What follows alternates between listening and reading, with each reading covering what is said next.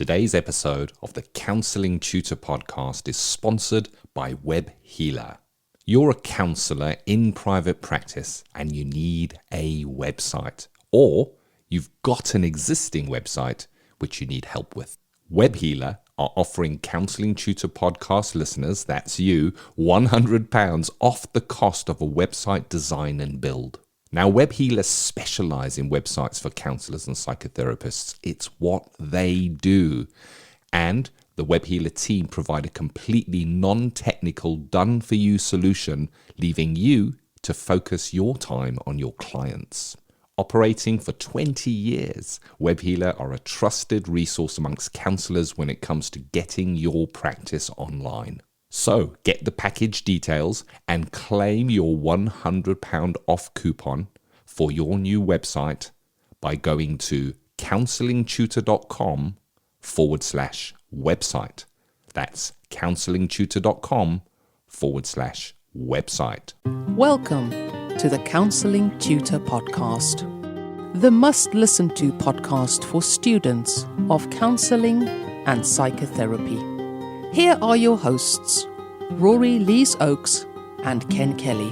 Hi, I'm Rory, and with me, as always, is Ken. How are you doing, Ken? How are you doing? Exceptionally well. Thank you for asking, Rory. Hope that you're well too, Rory, and both Rory and I hope that you listening to us today on the Counselling Tutor Podcast are well too. You've joined us at episode 261. 3 topics of discussion today, starting off with that theory and practice, how the cold theory applies itself in the day-to-day running of a counselling practice. And today, talking of assessment in the counselling practice.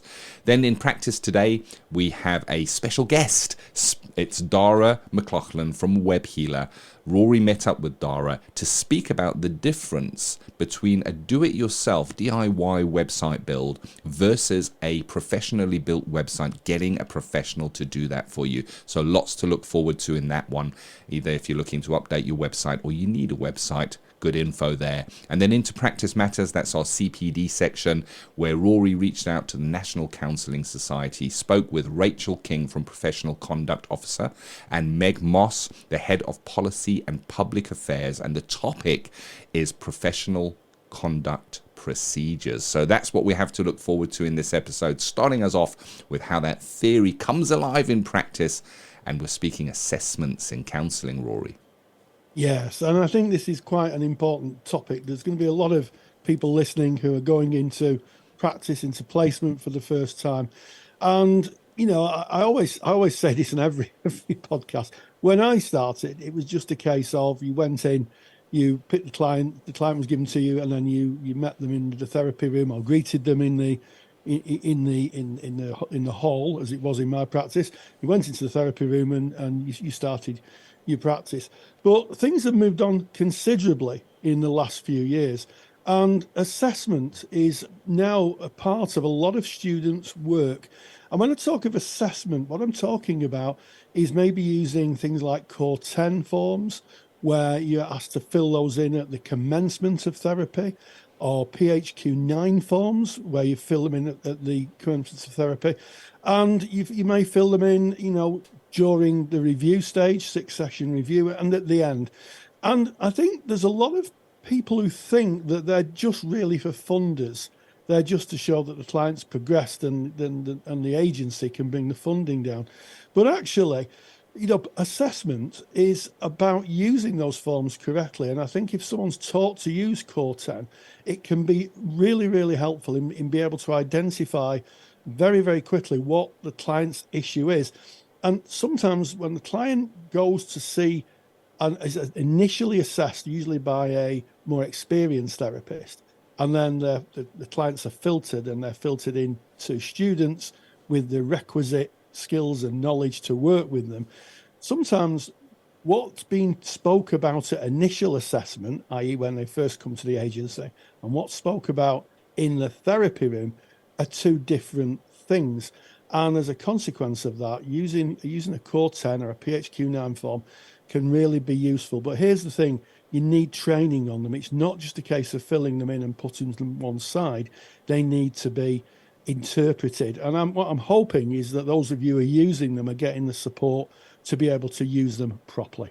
Yeah, I think that's important. We speak about it all the time. It's about that CPD. It's looking to learn to better serve. And if you are a member of the Counselling Study Resource or a member of our Counsellor CPD library, we've got a phenomenal lecture that was done by John Mellor Clark, who was one of the founders of CORE, and he speaks in depth about the process and the assessment process. So if you are a member, go and log in and have a look at that. And I just wanted to start this off, I think, from my side, Rory, with a definition.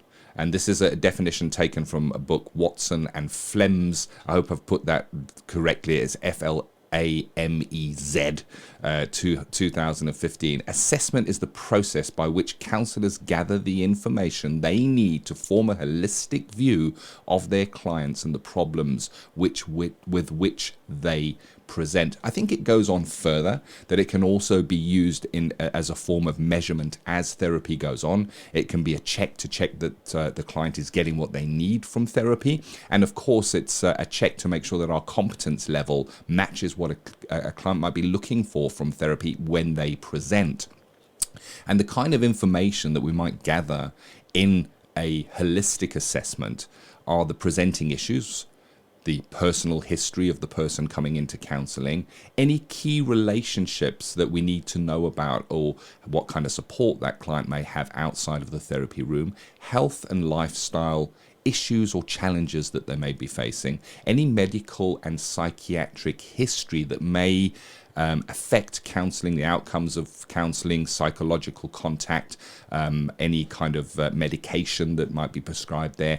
Ethnicity, sexuality, gender, and disabilities are something that we do look at, and they're asked for on those tools that Rory has mentioned. And then maybe previous experience of therapy. Did the client engage with a different therapist? And how was that for them? Was that a match? Was that not a match? And why was that? And then, of course, we might ask the client's goals, the all-important question, what is it that you're looking for from engaging in therapy? And of course those kind of questions, that kind of information is something that we would do in an assessment as that client is coming in, as well as assessing the risk profile of that client, and all of that forms into an assessment. Absolutely. And I think I want to be clear, assessment isn't diagnosis. Yeah. I think that sometimes there's a bit of a confusion there. Assessment is getting all the information that you can, relevant information about the client, so you can do two things. A, help with the client identify what they want to work on. Yep. And B, assess if your competence level matches what the client's expectations are. And this is so important. One of the trends I've noticed in recent years, certainly speaking with supervisees, is that clients, even if they're coming into an agency setting for what we describe as, and I'm using the inverted commas as we speak for those who are not watching on YouTube, free therapy, they are wanting specific outcomes. Clients are becoming more clear about what they want to work with. And as such, we have to meet them where they're at. And if we haven't got the skill set to try to meet their aspirations, we cannot affect a cure. We can't guarantee there's going to be a great outcome. But at least we need to be competent enough to be able to work with the client, with the issue they present. Then that's going to give us a sense of, can we work with the client? Is our skill set a good match for the client's need? And also, how do we refer on if it's not? And I have to say, in my career, I have done a fair few referrals where the client has come along and asked me, and I've thought to myself, I'm not skilled enough. I don't have that specific skill set. Couples counselling is a good example of that.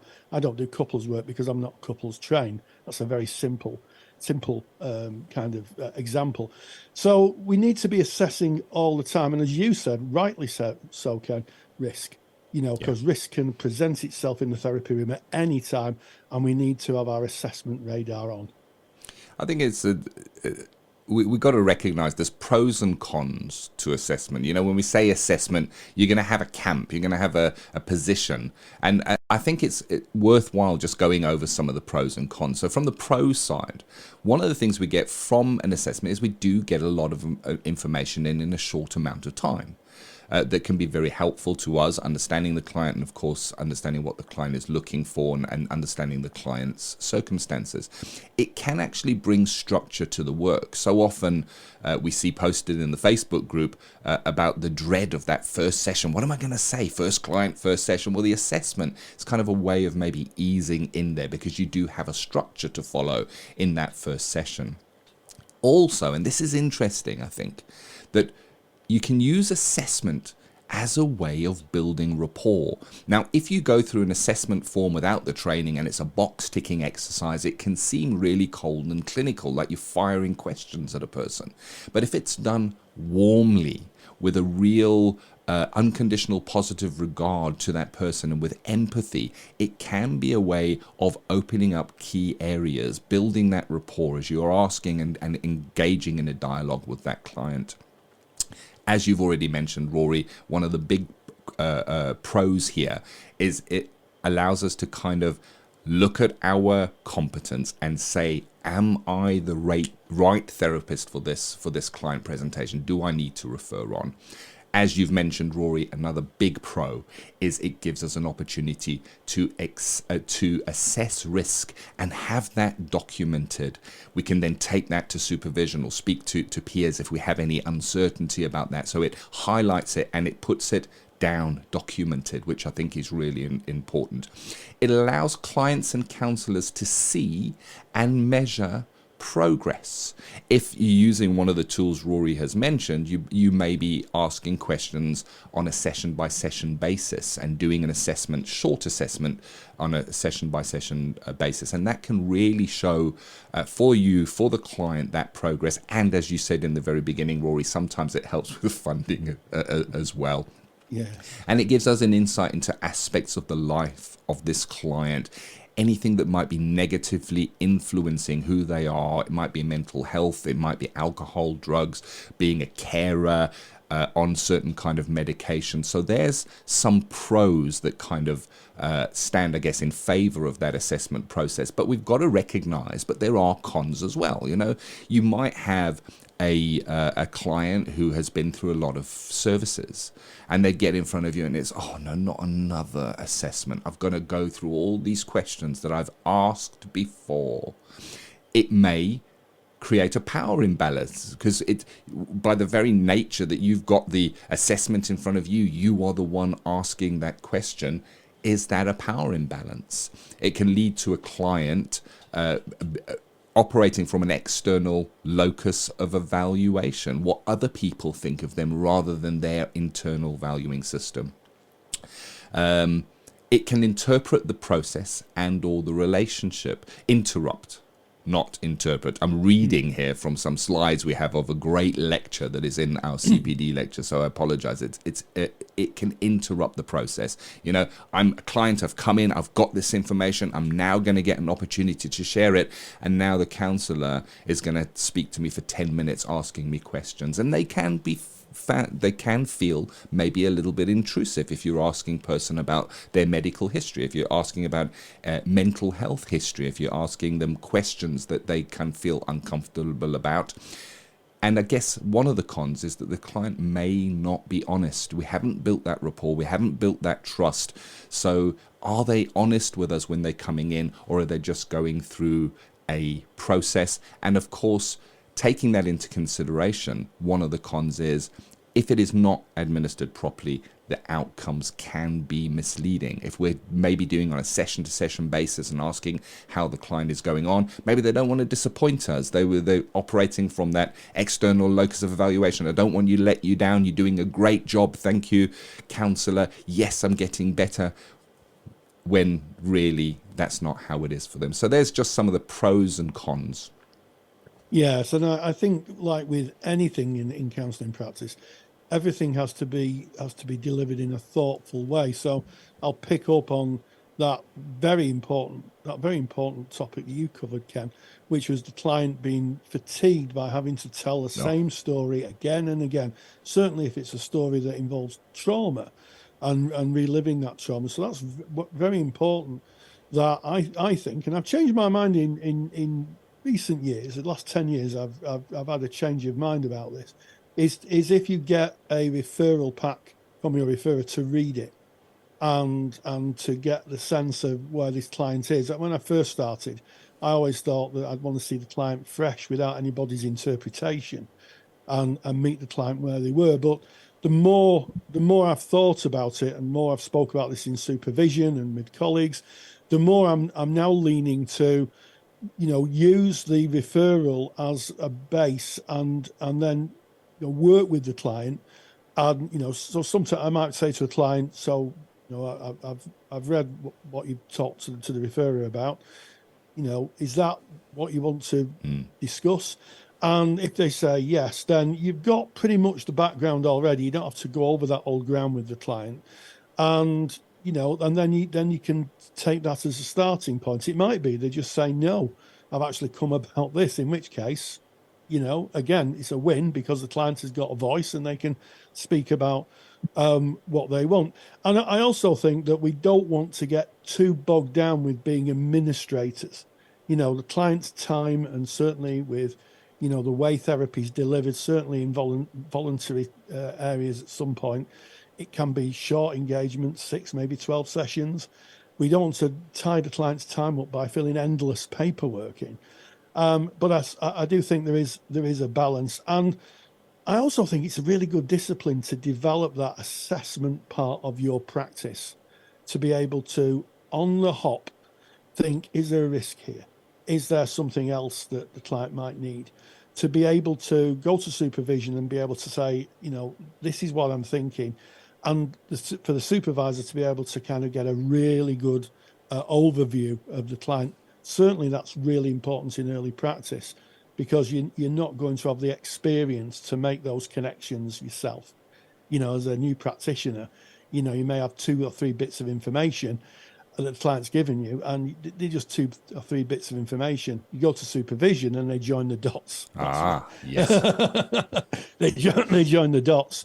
And even now in my supervision, that's still the same. I will say, the client's presented this, and then my supervisor may say, so maybe they could be looking at, and I go, oh yeah, right, yeah. So that's why supervision is so helpful. But I think assessment it's going to be more and more part of practice as we go forward. And I also think it provides an evidence base to say that we're working competently. And I'm sure there'll be some people listening here saying, I don't need assessment to prove I work competently, and I accept that principle placed.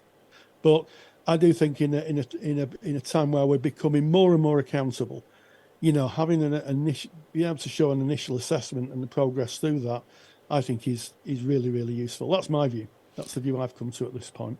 Yeah, I think I've got to agree with you there, Rory. And this is definitely, wherever you stand on assessment, this is an important topic for consideration. And Rory's provided a super duper handout, Assessing Clients. It's a PDF download. You can get that by going to counsellingtutor.com. That's our mother website. Just find your way to the podcast page. You'll find it right there in the menu at the top of the page. Navigate to episode 261. Right there on that page, you can download Assessing Clients PDF. It's a free download. If you are a member of the Counselling Study Resource or the Counsellor CPD Library, jump in to your membership area and just pop in a search for the word assessment. You'll see we've got a number of different articles, topic and resources, including experts speaking on it.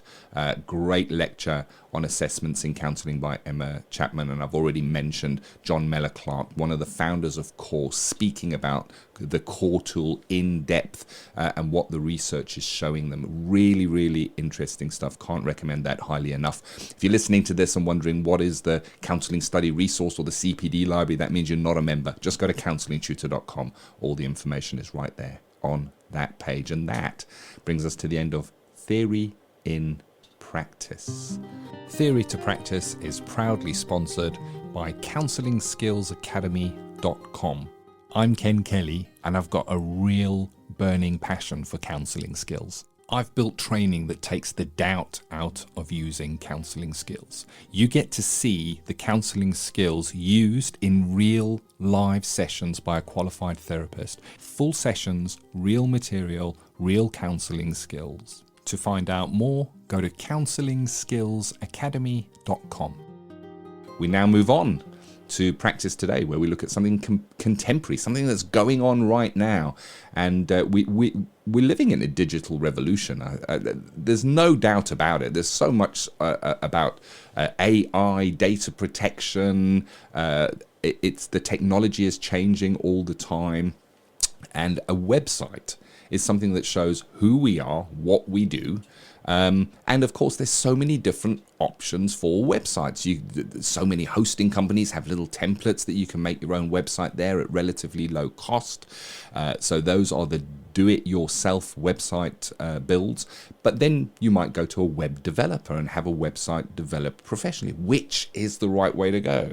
Is it prohibitively expensive going out to a web developer? All these are questions we need to consider. And that's why you, Rory, reached out to Dara McLaughlin from Web Healer to speak about DIY versus professionally built websites. Absolutely. And this is a topic that's been quite hot in our Facebook page recently. Lots of people talking about, is it better to make a DIY website or go to a professional website developer to have one custom made. And if you're not a member of our Facebook group, type in Counselling Tutor into Facebook. You'll find us. We're a closed group, but not going to do, and our friendly moderator will let you in, and you can join thousands and thousands of like-minded people talking about the world of counselling and psychotherapy. We have students, we have qualified colleagues, supervisors, tutors, and they're all talking about all the topics that really are spoken about in the world of counselling and psychotherapy. And as Ken has said on a number of occasions, we're not experts in this, so we've reached out to an expert. I caught up with Dara McLaughlin and asked the question, is DIY a better option than having a purpose-built website made by a website developer?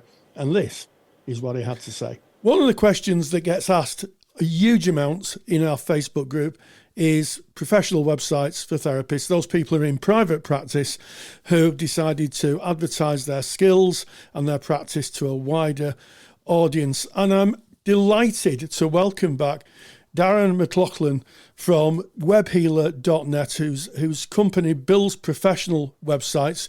We heard from him in episode 241 of the Counselling Tutor Podcast, but he's here again, this time to talk about the difference between DIY websites and having one professionally built. The question being, is it more cost effective to do it yourself or to get a professional in? So Dara, so welcome back. Thank you for joining us. Hi, Rory, and hi to all the listeners today. Yes. So I guess the first question is, I guess everybody thinks they're a graphic designer and that they will design their website. If they're doing it themselves, of course, it's just to get a few pictures off the internet or a picture library and you're away. I guess the question is, can you build your website better than a professional designer? What's your thoughts on that? Well, listen, that's a great question. And it's a subject matter of many conversations we have with counsellors up and down the UK, in fact, every week. I mean, first of all, when you're in private practice, you're a sole practitioner. You're out there on your own. You typically do a lot of your accounts yourself. You obviously do your in-person, face-to-face or online sessions with your own clients. You manage every element of your business. And so when it comes to getting a website, it's only natural that entrepreneurial spirit shines through and you say, you know what, I think I can do this myself. But Rory, speaking to people, we understand that really there's no benefit in the long term to doing it. And I'd like to talk today about a couple of different topics that shines a light on those problems. And just kind of educate the listeners a little bit more about why you should possibly choose a professional designer over going it alone. Okay, so I think that's a great introduction. And you're absolutely right. That entrepreneurial spirit of, I can do my accounts, so, I can do lots of things in the business. But I guess the question that goes on to is why choose a professional website designer, company that designs, does this as their day job rather than going it alone? What are the benefits of hiring you effectively, Dara? Well, let's break it down into a couple of topics, Rory. But the first thing, I suppose, the key is in the name, web design, and the term design. It's incredibly important. When somebody lands on your website, the first thing they see is your design. And so when you go it alone and you use some of these online tools to build a website, which, let me say, are fantastic, and they've made the web very accessible for a lot of people. But at the same time, you're somewhat limited by what you can do in terms of the design. So by your profession, you're a counselor, you're in the business of helping people. You're not in the business of designing websites in a visually appealing and user-friendly manner. And so the key difference is when a professional designer designs your website, they're translating you and information about your practice into an easily digestible, readable, user-friendly format online that hopefully entices potential clients to reach out and make contact.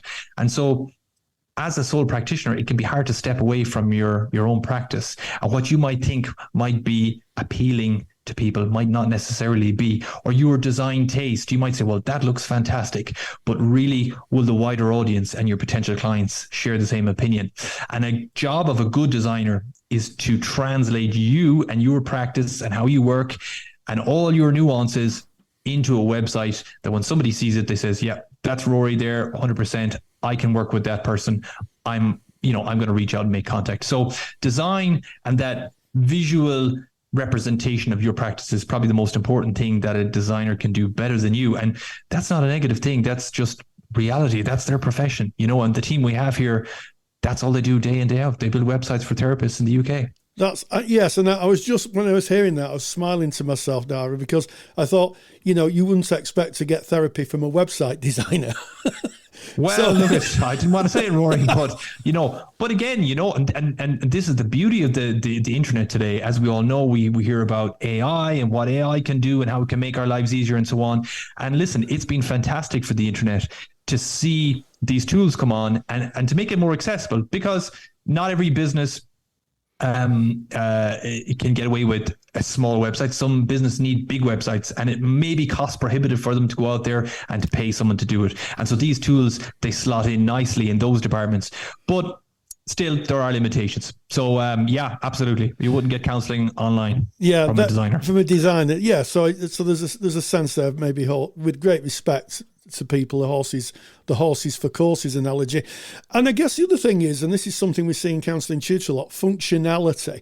Websites have different sorts of functionalities. Can you say a little bit about why it's important to have a website design that has functionality and one that I guess the users can engage with? Yeah, I mean, I always see a website as a tool, but also it's almost like a colleague or a shadow in your practice. It should be working for you and alongside you. It should be making your life easier. It should be cutting down on your marketing spend. It should be bringing clients to your phone, to your email inbox. And so when you put together a website, you mightn't be aware necessarily of the tools that you can use in the website to really get it working hard for you. So I don't mean, a nicely built website alone isn't going to bring in traffic.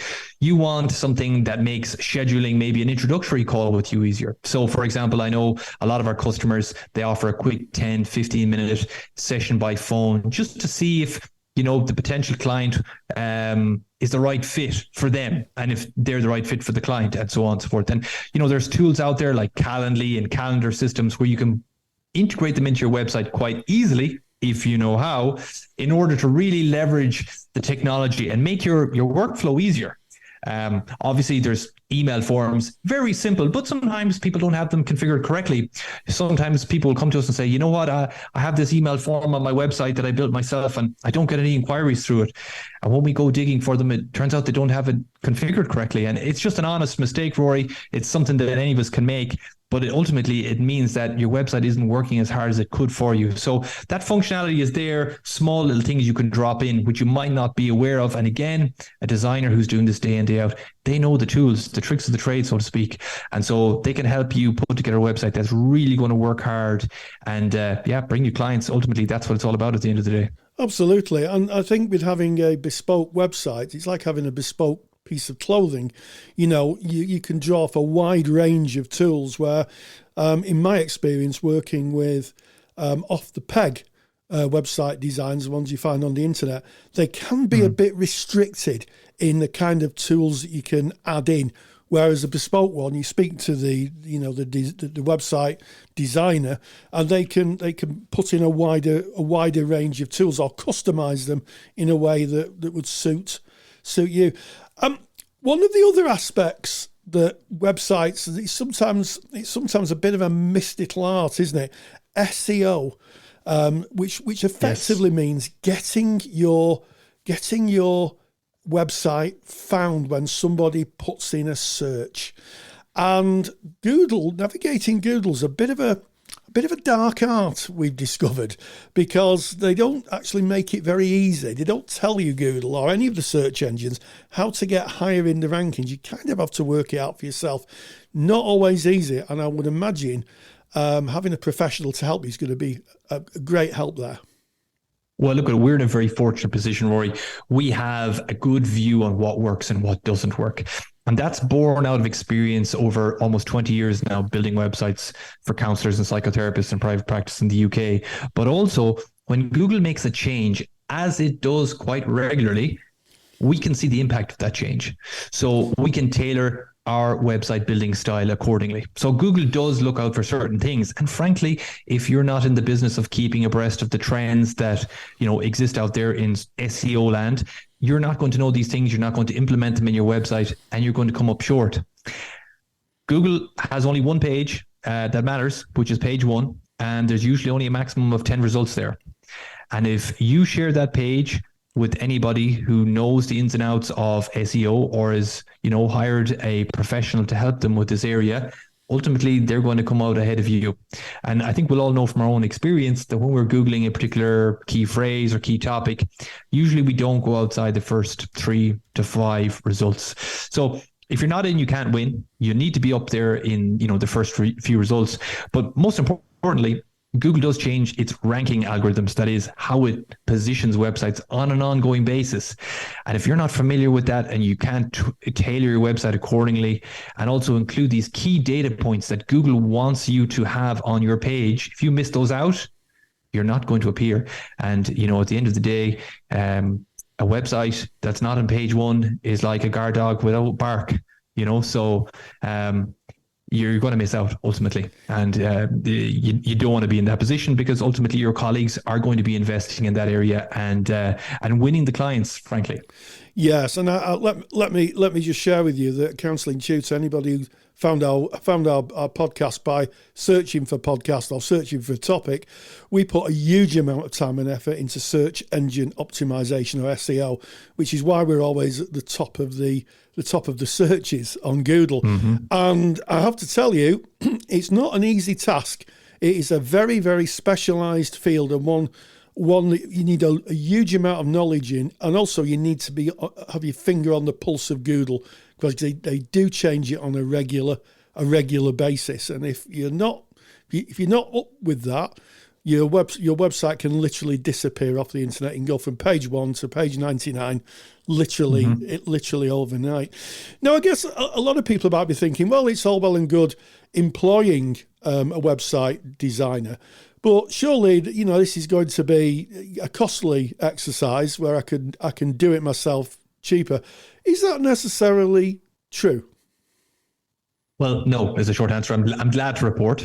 I mean, look, at web design, the price of web design has certainly changed over the years. There's a lot more designers out there, and certainly there's a lot more companies like ourselves who work in specific areas. Like in our case, we only work specifically for therapists in private practice.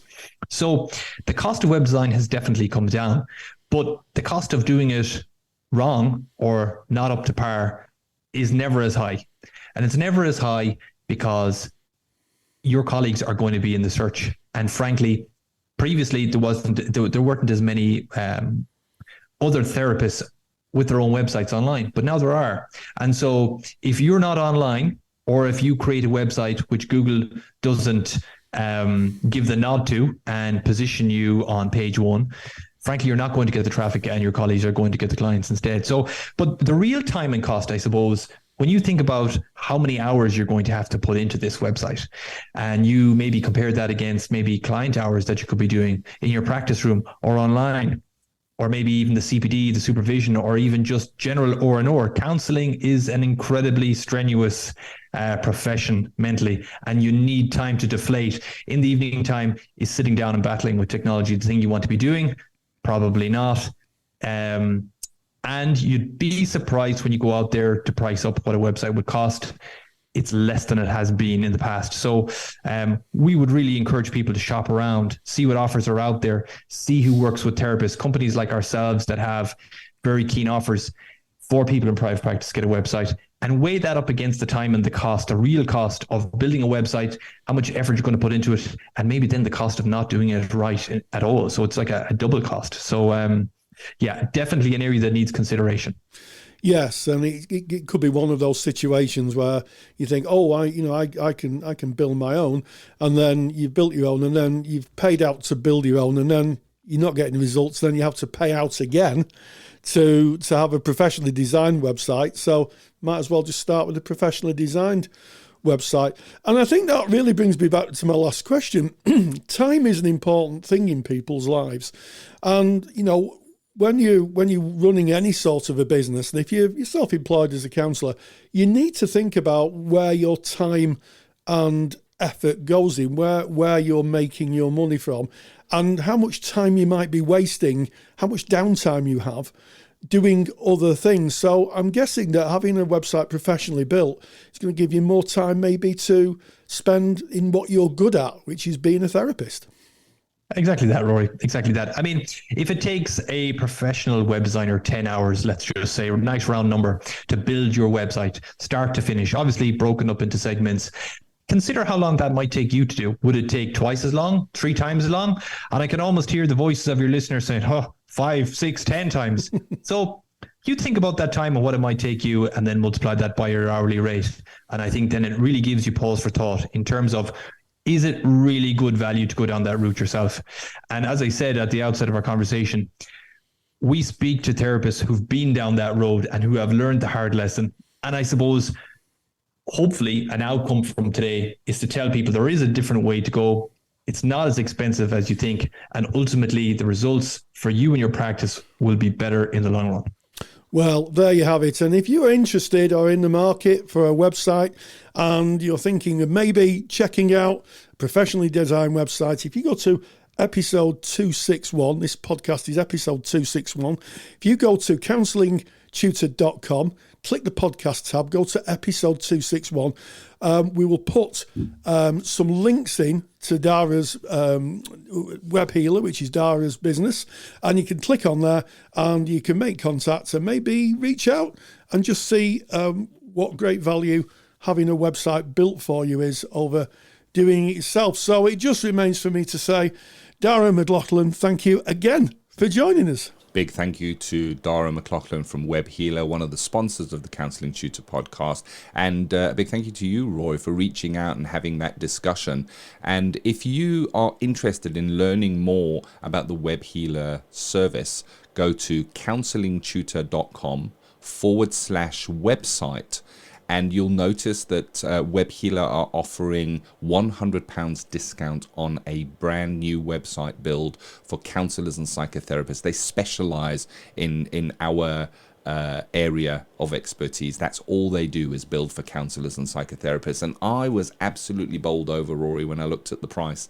So for around £178, once you've taken the discount off, you can have a brand new website built by Web Healer, which I think is, for me, is a no-brainer. If you think about the hours going into building it yourself, it would take me a lot more. I'd be working at a lot less than minimum wage if I was building it. So there's a consideration. If you're interested, counsellingtutor.com/website, and you'll be able to see a video of Dara speaking you through what they offer. You can look at the price, and if you wish to take that further, you can book a call and have a chat with their expert team. So there we have it. That is taking us out of practice today, where we look at those contemporary issues, and we now go into Practice Matters. This is the CPD section that you can record as CPD. And Rory, you reached out to National Counselling Society, soon to be the National Counselling and Psychotherapy Society. Exciting time as they change their name, they change their website. But professional conduct procedure. You spoke with Rachel King, who is the Professional Conduct Officer, and Meg Moss, Head of Policy and Public Affairs.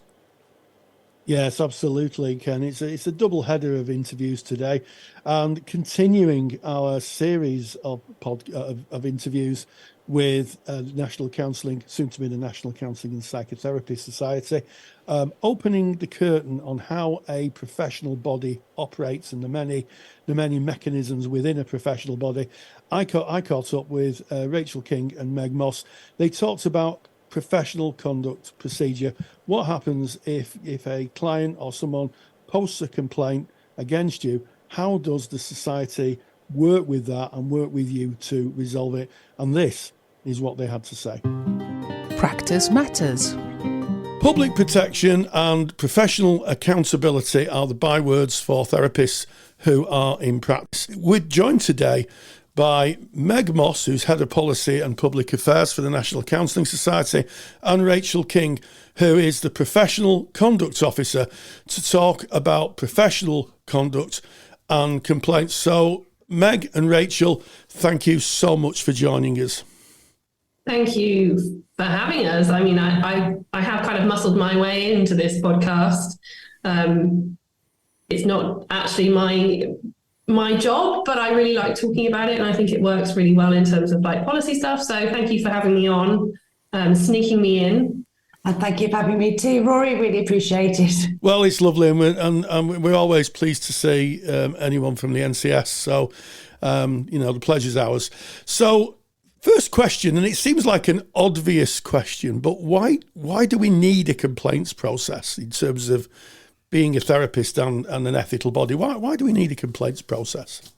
Well, it's a good question, and I suppose it is the obvious question, but not everyone asks it. And the answer is, I mean, there are lots of different ways of answering that question. There isn't just one answer, there's lots of different reasons. But public protection is the really big one.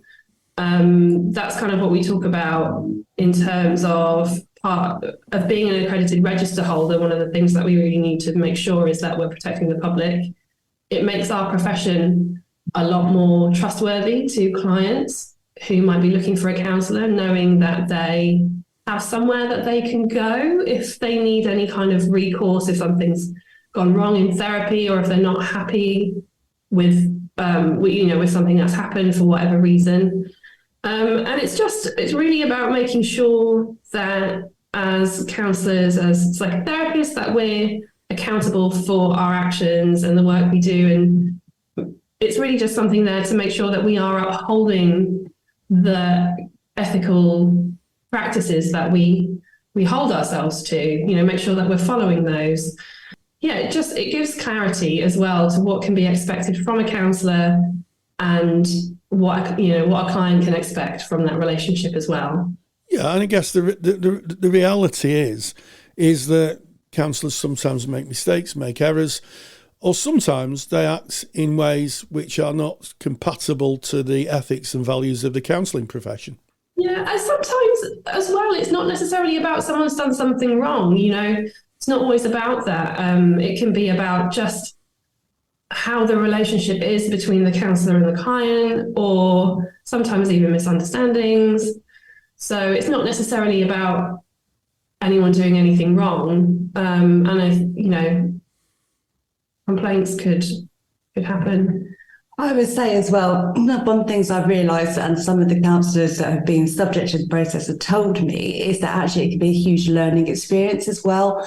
And, I think the point of the complaint process is not about punishment, that's not what it's there for. It's there to ensure that everybody feels heard, everybody's accountable for their actions, but also it's a huge learning process for counsellors as well.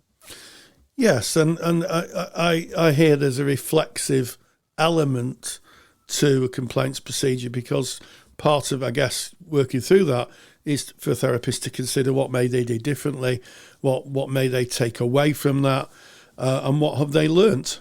I guess brings me to the next question. What kind of complaints do you see coming in? So we can't talk about actual complaints, but things around boundaries and competence come up quite a lot. Yeah, and I would say things around introductions as well. So things as simple as introductions. So I think that's a really interesting one for listeners to think about, is the first impressions they might make on a potential client. And that client will have come forward probably full of anxiety about contacting somebody, and the response they receive is quite important. So I've been relatively surprised by the number of inquiries I've had about introductions. So that's one thing I'll bring. But yeah, often it's about boundaries, competence to work in the field. So, for example, a counsellor that may have gone off and done 2 hours training on, I'm not saying this would happen, 2 hours training on couples therapy, couldn't then say I'm a couples therapist. It's about being competent in the room and knowing your subject and feeling confident with being a specialist, really. Yes, and I think that's an interesting one. So you bring two very important points up. One is first contact. So when a client first reaches out to a therapist, there could be an issue there about how they're received, how they're welcomed, how the client's the therapist's professional persona, if you like, or professional way of working may sometimes be at odds with what the client's expecting. And the other is about competence, about, if you're advertising yourself as a trauma-informed practitioner, then there is a expectation that you would have done a training course that would allow you to be a trauma-informed practitioner, not maybe a £10 Groupon course or watching a few YouTubers off the internet. Yeah, exactly. And I think that working within competence, we do, aside from the complaint side of things, we do often get questions from members saying, I really want to work with children and young people, or I really want to work with relationship counselling, or I really want to work with this particular thing.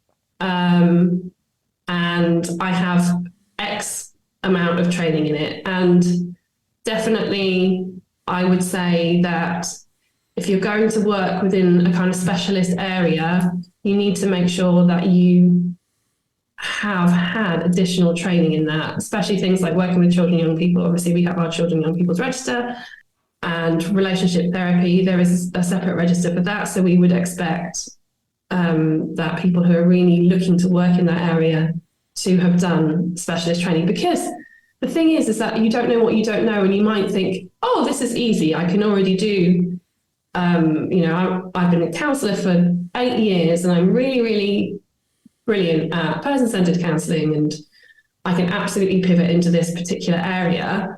And there are loads of things that your experience will help with, but there are really specific elements to relationship counselling and counselling children and young people and all of these kind of specialist areas, trauma, that you just don't get until you have got your brain into learning about it. Like I think I just said earlier, you don't know what you don't know, and there's so much to know about these specialist areas. Yeah, competence is a really big one, and I know I think we'll talk about that a bit more later, but it's not just in complaints, it does come up quite a lot in just general day-to-day running of society. Yeah, for someone who is trained as a child therapist and as trauma-informed therapist, there is a lot you don't know. I have to say, my eyes were well and truly opened when I did my child training, and opened even wider when I did my trauma training. And I think there is an expectation now in terms of professional formation, a term I use sometimes to indicate how therapists develop their competencies, is that people will take a first trainings, could be person-centered therapy, and then they will move on and develop through CPD and other training other competencies, and I think that's kind of well founded now and well expected within our profession. So I guess the next question is, how can I avoid a complaint against me? I mean, you can't avoid a complaint necessarily. These things come up even sometimes when you try your hardest. So I would say, if you are kind of worried about that kind of thing, don't overly worry about it. It's not something that you can avoid necessarily, but there are loads of things you can do to make sure that you are in the best possible position to avoid that kind of thing if it were to come up, but also so that if it does come up, you have all of the best possible, the best information, you've gone through best practice. So you know that if it does come up and someone wants to talk to you about a complaint, then you know how to deal with it, and you have the ability to provide your rationale for what's happened. The most important thing is to have a supervisor use your supervision. Anything comes up that you're not comfortable with, you're unsure about, take it to supervision. If you have a question about something, ask a supervisor. They should be your first port of call for anything that comes up in your counselling sessions that you're not sure about, or just anything. Lean on your supervisor. And that kind of reflects back to what we were saying in the previous one about competency. It's also quite important that your supervisor is competent in the area that you are also exploring and going into to give you that sort of knowledge. I just want to link that back. Sorry, carry on, Meg. Absolutely. That is really important, so that they can best support you then with what you're dealing with in your counselling sessions. So in addition to supervision, obviously you've got the society as part of this kind of triangle. So you've got your supervisor, you've got the society, you've got you. And so the society can help with ethical queries. We have our code of ethics, which any members should make sure that they're familiar with. I would say save it to your phone, or just make sure you've got it bookmarked so you can refer to it, because it's really important. Make sure you're, like we were saying before, working within your competencies. If you have a client come to you with something and you feel like it's not within your ability to work with and to do that competently, then talk about referring on, talk to your supervisor, see what support you can get. Perhaps it's something that you could do some research on. So, it's not necessarily not everything is going to be something you have to refer on if you can't deal with it, but maybe you could do your own research. Again, if you're not sure how to approach that, what level you should be doing, should you be referring on, should you be doing more research? Is there some training, brief training you can do? Talk to your supervisor. The other thing is to make sure that you have insurance. Insurance is important. Yeah. So for those of you that don't know, your insurance provider will provide you legal support, and they will also give you support in the event of a complaint against you. So if you have a query, especially if it's not really an ethical query, but it's more of a legal query, you can call your insurance provider and they will be able to help you with that. They have a legal team. It's a really strong resource that I don't think that many people know that they have it. Maybe I don't know if they don't shout about it, or maybe it's somewhere in a brochure, and who reads brochures about insurance? Personally, maybe I should, because who knows what's out there. I guess to recap, in summary, supervision, most important. Working within the code of ethics and knowing the code of ethics, really understanding that. Working within your competencies, making sure you've had the right training for specialist areas, and insurance. 4 things. Yes, 4 things. Yes. And I think the interesting thing that I'm hearing, the one that's standing out for me, is about supervision, making sure your supervisor is competent in the area that you're working in, because how often in supervision do we get really rich insights into something by saying, I'm a work with trauma, and if I'm working with my supervisor, I will mention something, and she may very well say to me, have you thought about this, Rory? What about that? And that is what supervision is. I think it's sometimes forgotten that supervision is, the clue is in the name. It's supervision, in that your supervisor should be seeing farther than you, because they should be a little bit further along the line, a little bit more trained, a little bit more experienced, to be able to offer you that support. And also, of course, insurance. And a word on insurance I'd say is I found my insurance company incredibly helpful when I've had instances of maybe the police asking for my notes, and I've been able to speak with my insurance company, and they've been very, very, very, very supportive. And I've really kind of backed up what my ethical body told me, but it was something I could put in my notes and say, this is what I've done, to form what I call defensible decisions, so that you can say, if you ever call to account, you can say, well, this is what I did, this is what I thought about, and this is the actions I took, and a defensible decision. All very, very pertinent things to either avoiding a complaint or to, I guess, mitigate should a complaint come in, and you get an understanding of the process. So tell me a little bit more about the NCS complaints process. Probably a really good idea for people to go and have a look at it on the website as well. Yes. So I'm going to tell you a bit about it. So if you have never read a complaints process before, you should go and read it. I don't know if everyone has to do it as part of their course. I know everyone has to have a look at an ethical, like a code of ethics or an ethical framework. And that's something that you have to do. But do you have to look at a complaints process? I don't know, but you definitely should, because this is something when you join a professional body, this is something that you're signing up to, right? So have a look at it, read it. But I will say that this complaints process that we have in place has been a process over a number of years of improving and refining. So it's really easy to follow. It's really transparent. It's evidence-based.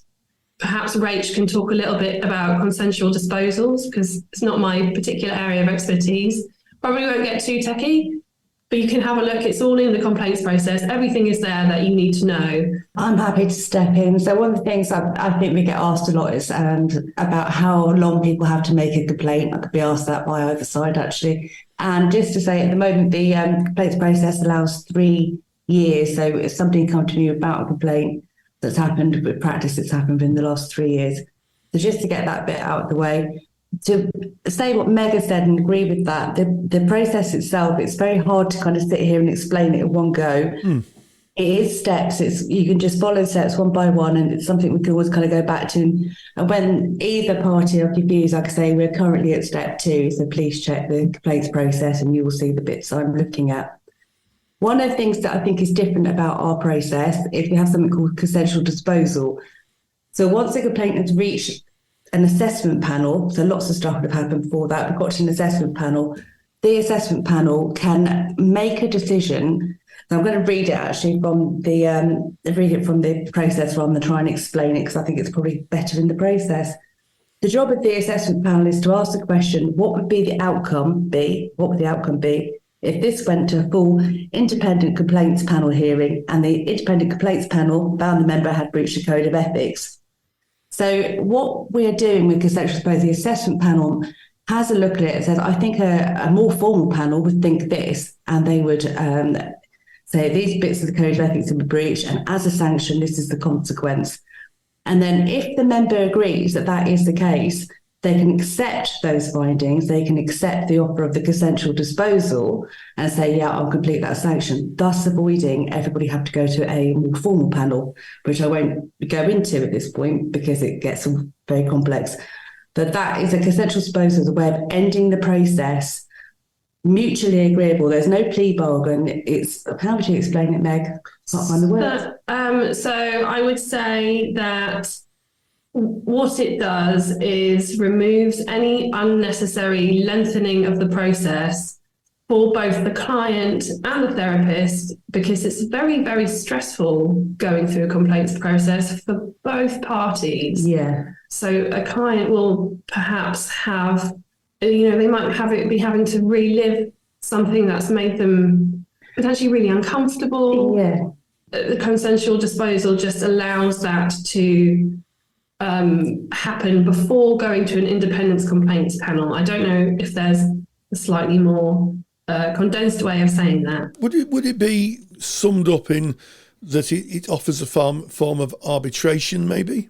I wouldn't say arbitration, because they are looking to see what a formal panel would do. Right. But I suppose, and it is, there's not a plea bargain in here. It's what they think a panel would do, whether that be removal, suspension, write a report, get more supervision, whatever it is.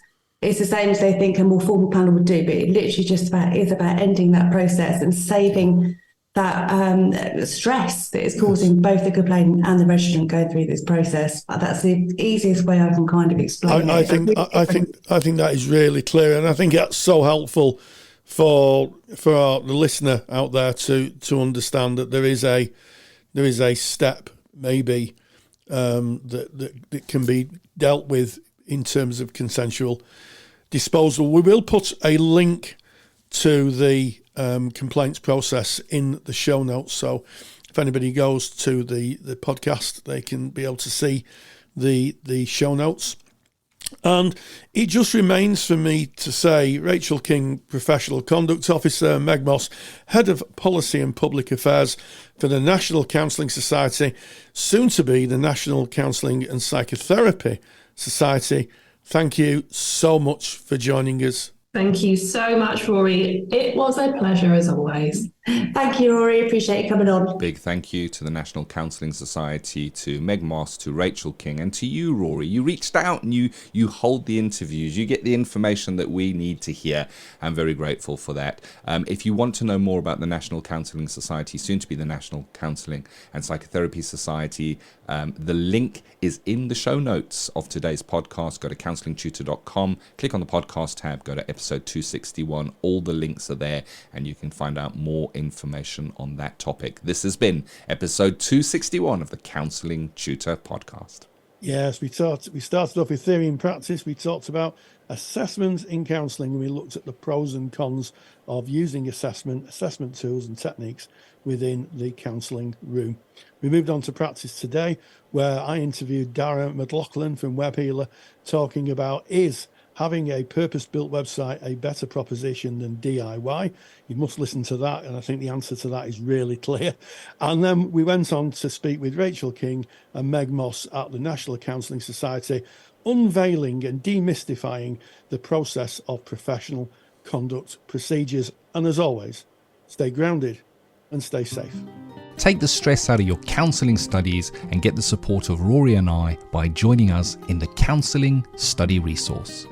Counselling Study Resource, or CSR for short, is the world's most comprehensive assignment guidance and study support resource for students just like you of counselling and psychotherapy. See how Counselling Study Resource can help you. Visit counsellingtutor.com. That's counsellingtutor.com. Thank you for listening to the Counselling Tutor Podcast. Find the show notes for this episode on our website at www.counsellingtutor.com.